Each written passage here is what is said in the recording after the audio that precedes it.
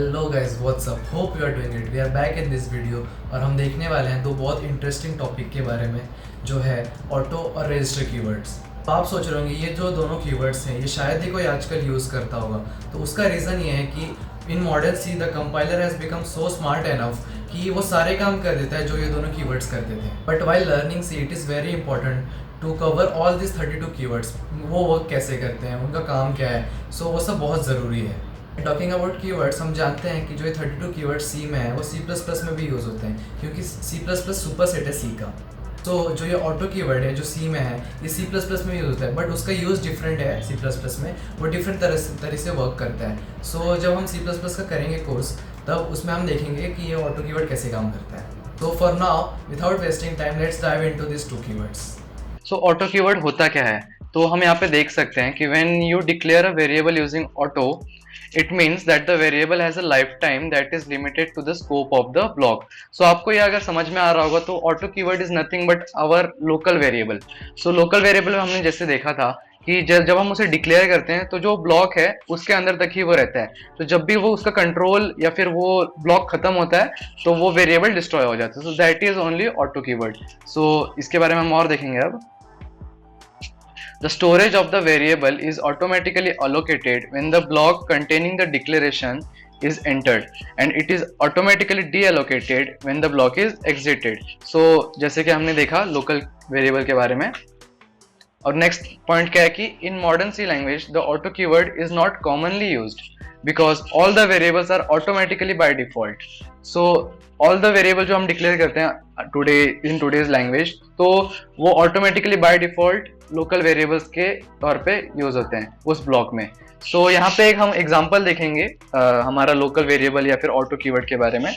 सो यहाँ पे हमने स्पेसिफिकली ऑटो कीवर्ड मेंशन किया है, तो इससे क्या होगा कि ये लोकल वेरिएबल है। तो अगर ये हम यहाँ पे नहीं देते तो भी ये लोकल वेरिएबल होता और तो भी वैसे ही काम करता। पर ऑटो कीवर्ड आज भी हम अगर यूज करता है तो वो इसलिए यूज करता है ताकि वो कोड रीडेबल हो, ताकि वो कोड जब रीड करे तो हमें पता चल जाए कि ये जो ऑटो कीवर्ड हमने डिफाइन किया ये है local variable. So that is the only use of auto keyword in today's date. अब हम देखेंगे हमारे नेक्स्ट कीवर्ड के बारे में। तो अब हम देखेंगे हमारे रजिस्टर कीवर्ड के बारे में। तो यहाँ पे हम देख सकते हैं when you declare a variable as register, it means that you are suggesting to the compiler that the variable will be used frequently and that it should be kept in CPU registers for faster access। तो ये point जो है ये बहुत important point है और इससे हमें क्या समझ में आता है, हमें दो पॉइंट समझ में आती हैं कि हम रजिस्टर कीवर्ड कब यूज करें। तो हम रजिस्टर कीवर्ड तब यूज करते हैं जब हमारे जो वेरिएबल्स हैं वो वेरिएबल्स हैं जो फ्रीक्वेंटली बहुत यूज होने वाले हैं प्रोग्राम में। तो हम क्या करते हैं, वो वेरिएबल्स को हम रजिस्टर कीवर्ड के साथ इनिशियलाइज कर देते हैं। तो उससे क्या होता है कि वो जो कंपाइलर है उसे पता चल जाता है कि ये जो वेरिएबल्स हैं इसे हम सीपीयू रजिस्टर में रखेंगे। तो सीपीयू रजिस्टर क्या होता है? तो जब हम मेमोरी का जब डायग्राम देखते हैं, यहाँ पे कहीं पे मैं इमेज में दिखा दूंगा, तो उसमें क्या होता है जो सीपीयू रजिस्टर होते हैं वो बहुत द फास्टेस्ट होते हैं। तो जो फास्टेस्ट मेमोरी स्टोरेज होता है वो है सीपीयू रजिस्टर। तो जैसे कि ये फास्टेस्ट है इसलिए लिमिटेड नंबर ऑफ में होते हैं, लिमिटेड नंबर में होते हैं। तो जैसे कि हमारे हर प्रोसेसर में, जैसे मेरा जो भी प्रोसेसर है उसमें 16, जैसे i5 में 16 सीपीयू रजिस्टर्स हैं, तो वो 16 सीपीयू रजिस्टर्स लिमिटेड होते हैं। तो हमारा नेक्स्ट पॉइंट क्या है कि register variables can have faster access times than memory based variables. So जो हम normally memory based variable use करते हैं, तो यहाँ पे वही हमने पहले स्टेटमेंट में मैंने बताया कि register variables can have faster access time, क्योंकि रजिस्टर वेरिएबल्स फास्टेस्ट होते हैं। तो however the use of register keyword does not guarantee that a variable will be stored in a register। तो इसमें ऐसा क्यों बता रहा है? क्योंकि जैसे कि मैंने बताया कि रजिस्टर जो होते हैं हर पीसी में या फिर हर प्रोसेसर में लिमिटेड नंबर ऑफ में होते हैं। तो उससे क्या होता है कि सपोज मेरे पास 16 रजिस्टर्स हैं और वो यूटिलाइज हो चुके हैं, वो कहीं पे यूज हो रहे हैं। तो जब कंपाइलर आएगा वो देखेगा रजिस्टर कीवर्ड इस वेरिएबल का, वो ट्राई करेगा कि वो उसे एक रजिस्टर में ही डाले, बट अगर वो फ्री नहीं होंगे तो वो नहीं डालेगा। सो that is the case, the compiler may choose not to use a register for a register variable if there are not enough registers available or if it determines that it would not provide a performance improvement। So ये register keyword का काम क्या है कि performance improve हो। कि मतलब हमें ज्यादा टाइम ना लगे वो वेरिएबल एक्सेस करने में।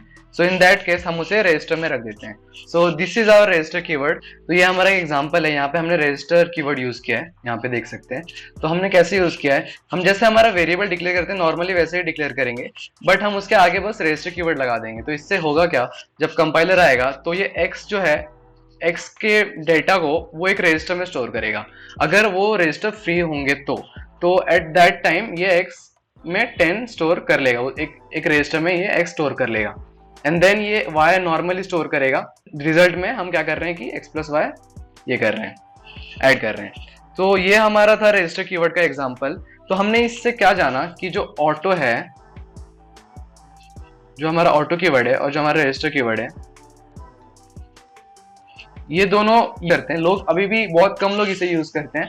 तो इसलिए यूज करते हैं क्योंकि ऑटो जो हमारा कीवर्ड है उसके जगह पे ऑटोमेटिकली हमारा लोकल वेरिएबल काम कर जाता है, राइट। तो ऑटो कीवर्ड के जगह पे हम ऑटोमेटिकली हमारा कंपाइलर उसे ऑटोमेटिकली लोकल वेरिएबल दिखा देता है। फिर भी लोग कुछ जो यूज करते हैं वो इसलिए यूज करता है कि रीडेबल कोड बन जाए। और जो हमारा रजिस्टर कीवर्ड है इसे हम इसलिए कम यूज करते हैं क्योंकि हमें पता नहीं कि वो रजिस्टर्स फ्री हैं या अवेलेबल हैं या नहीं। सो एट दैट टाइम बेटर यही होता है कि हम इसे ना यूज करें। तो इस वीडियो में हमने ऑटो और रजिस्टर कीवर्ड के बारे में जाना, वो कहाँ यूज होते हैं, उसको कब यूज करना है वो जाना। तो अगर आपको ये वीडियो पसंद है तो इस वीडियो को लाइक और चैनल को सब्सक्राइब करना मत भूलना। नेक्स्ट वीडियो में हम हमारे एक्सटर्नल कीवर्ड के बारे में देखेंगे जो बहुत ज्यादा इंपॉर्टेंट कीवर्ड है इन सी। सो तब तक के लिए keep learning, keep exploring and see you in the next video. Bye.